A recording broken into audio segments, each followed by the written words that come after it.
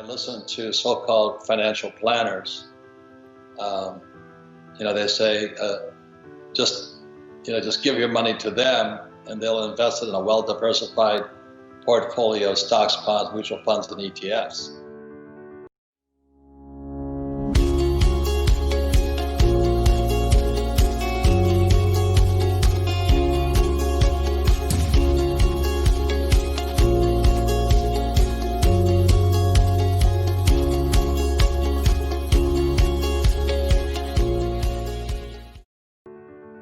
For the average person, that's not bad advice.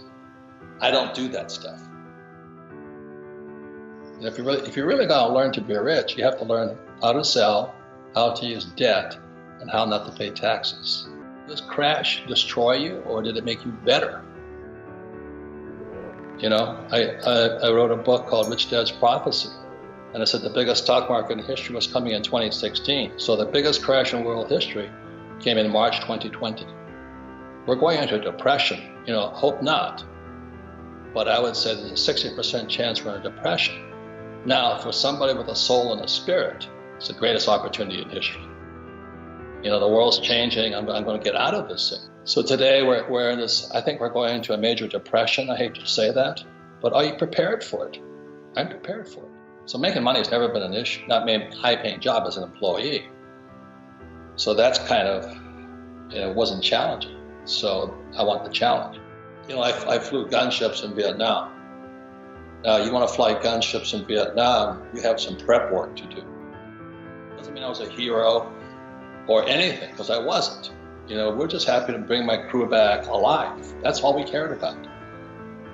But to get to that level of flying is the same as investing. And I think that's what I really learned, is the dedication, not to be the best pilot, but be the best that I could be. And if I'm not the best that I can be, people die.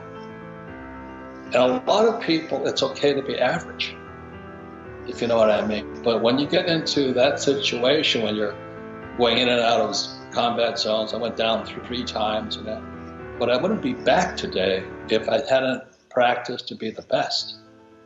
And so when I go into the world of money and investing, I'm still not, I'm not Zuckerberg or those guys, but you still have to be the best you can be. If you're not willing to be the best that you can be, that's the best for you. You're an average person. Nothing wrong with being average. But there's something inside each of us that wants to be the best at something. So when I hang out with my friends also want to be the best. And so in some of my books and things, I said, look at the 5 people you spend time with. If they're not striving to be the best, that's who you are too. I've been in shock. I've lost millions. I've done all that. But it's your spirit that carries you out.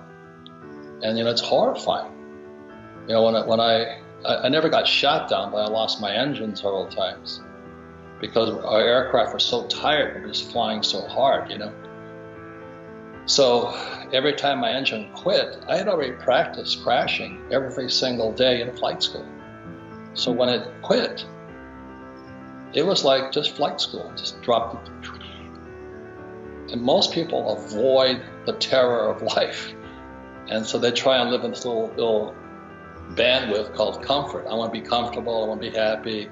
I just want a safe, secure job. I want security and all that. And so when I went to apply for the Marine Corps, I had to step it up. So he said, well, I want to be a plumber. Well, I don't have the skills. Well, you can't be a plumber. I didn't do well in school, you can tell. I'm a C student. Well, an entrepreneur has a different set of skills than an employee. The reason I run companies, the reason I'm an entrepreneur is I have different skills than they teach you at school. I don't want job security. Security is the worst word in the world for me. My father, poor dad, was a PhD. He had no entrepreneurial skills. His whole life was based around fear, the fear of failing. He needed job security. He could never make it as an entrepreneur. Never. Not with that spirit. They chose security. They chose security. And what I did, instead of going to work for United, My rich dad, my best friend's father, says, you're not an entrepreneur. I said, why is that? He says, because you can't sell.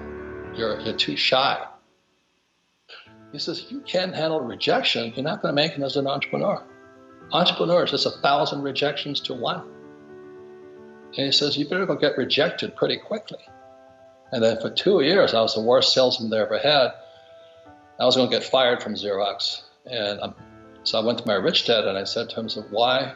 What's wrong? He says, how many sales calls do you make a day? I said, on a good day, 3. He says, that's why you're not successful. Same formula. He says, you have to fail more. He says, you got to step up your failure rate. And I had a goal. I had to fail 35 times that night. So I just failed 35 times. Now, interesting thing happened. My numbers at Xerox went up. You see, I was handling that fear. I was handling the wimp in me, the coward. And most people don't want to go through the wimp.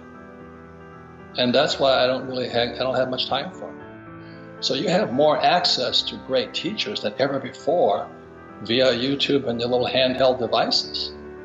But it's up to you to choose, what do I want to learn?